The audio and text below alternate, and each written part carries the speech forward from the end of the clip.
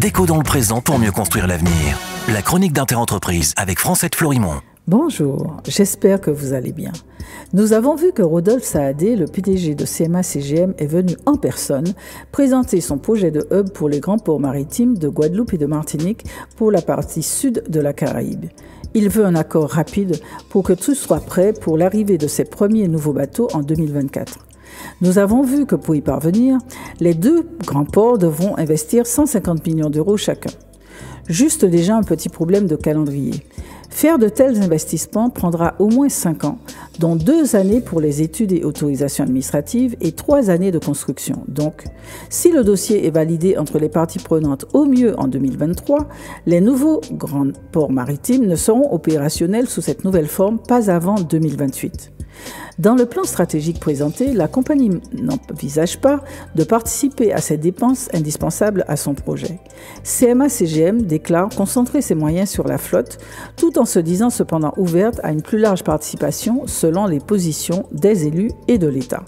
Pour rappel, sur ce genre d'investissement, l'État apporte aujourd'hui un concours maximum à hauteur de 3,5% des dépenses. Le complément vient des fonds européens, des fonds propres et des prêts bancaires obtenus par les grands ports maritimes.